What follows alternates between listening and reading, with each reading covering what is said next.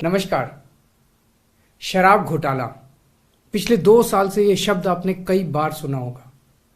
2 साल से बीजेपी की सारी एजेंसीज कई रेड मार चुकी हैं, कई लोगों को गिरफ्तार कर चुकी हैं, लेकिन अभी तक एक भी पैसे का हेरफेर कहीं नहीं मिला, कहीं से एक भी पैसा नहीं मिला।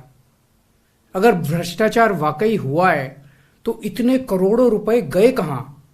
क्या सारा पैसा हवा में गायब हो गया? सच्चाई यह है कि किसी तरह का कोई भ्रष्टाचार हुआ ही नहीं। अगर होता तो पैसा भी मिलता। ऐसे फर्जी केस में आम आदमी पार्टी के कई नेताओं को इन्होंने अभी तक जेल में रखा हुआ है। किसी के भी खिलाफ कोई सबूत नहीं है, कुछ साबित नहीं हो रहा, खुलेआम गुंडागर्दी चल रही है, किसी को भी पकड़ के जेल में डाल दो। अब बीजेपी मुझे गिरफ्तार करना चाहती है। मेरी सबसे बड़ी संपत्ति, मेरी सबसे बड़ी ताकत मेरी ईमानदारी है। झूठे आरोप लगा के, फर्जी समन भेज के ये मुझे बदनाम करना चाहते हैं, मेरी ईमानदारी पे चोट करना चाहते हैं। इन्होंने मुझे समन भेजे हैं।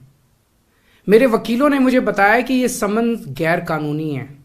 क्यों गैर कानूनी है? ये मैंने इनको विस्तार से लिख के भेजा है। मैंने बताया है कि उनके समन कैसे गैर कानूनी है, लेकिन उन्होंने मेरी एक भी बात का जवाब नहीं दिया। इसका मतलब उनके पास मेरी बातों का जवाब नहीं है। इसका मतलब वे भी मानते हैं कि उनका नोटिस गैर कानूनी है। क्या मुझे एक गैर कानूनी समन का पालन करना चाहिए? अगर कानूनी रूप से सही समन आएगा तो मैं पूरा सहयोग करूंगा।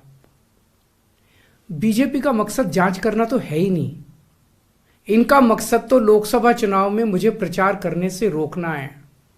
ठीक लोकसभा चुनाव के पहले इन्होंने मुझे समन भेजा है। क्यों? इस जांच को चलते 2 साल हो गए। अभी ठीक लोकसभा चुनाव के पहले मुझे क्यों बुलाया जा रहा है? पहले क्यों नहीं बुलाया? सीबीआई ने मेरे को 8 महीने पहले बुलाया था। मैं सीबीआई में गया था, उनके सारे जवाब भी दिए थे। लेकिन अब ये लोग ठीक लोकसभा चुनाव के 2 महीने पहले मुझे बुला रहे हैं। तो बीजेपी का मकसद कोई पूछताछ करना थोड़ी है। इनका मकसद है पूछताछ के बहाने केजरीवाल को बुला लो और उसे गिरफ्तार कर लो, ताकि मैं लोकसभा चुनाव में प्रचार ना कर पाऊं। आज बीजेपी भ्रष्टाचारियों को नहीं पकड़ रही, बल्कि खुलेआम ईडी और सीबीआई का इस्तेमाल करके दूसरी पार्टियों के नेताओं को तोड़ के बीजेपी में शामिल करवाने का काम किया जा रहा है। एक नहीं, 2 नहीं, कितने उदाहरण हैं जहां किसी पार्टी के नेता के खिलाफ ईडी सीबीआई के मामले चल रहे थे या उन पर गंभीर आरोप लगे हुए थे। जैसे ही वो नेता बीजेपी में शामिल हुए, उनके सारे पुराने मामले बंद कर दिए गए या ठंडे बस्ते में डाल दिए गए।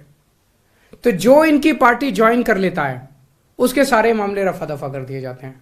जो इनकी पार्टी में नहीं जाता वो जेल जाता है। आज मनीष सिसोदिया, संजय सिंह और विजय नायर इसलिए जेल में नहीं है कि उन्होंने भ्रष्टाचार किया है, वो इसलिए जेल में है क्योंकि उन्होंने बीजेपी में शामिल होने से इंकार कर दिया है। आज हम बीजेपी का मुकाबला क्यों कर पा रहे हैं? क्योंकि हमने कोई भ्रष्टाचार नहीं किया।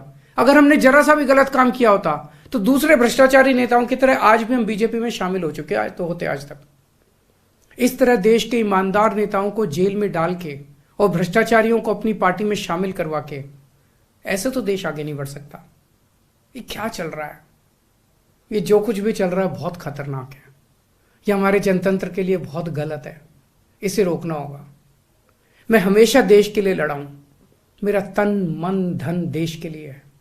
मेरी एक एक सांस देश के लिए है। मेरी खून की एक एक बूंद देश के लिए है। मेरे शरीर का एक एक कतरा देश के लिए समर्पित है। हमें मिलकर देश को बचाना है। मैं पूरी जी जान से इनके खिलाफ लड़ रहा हूं। आपका साथ चाहिए।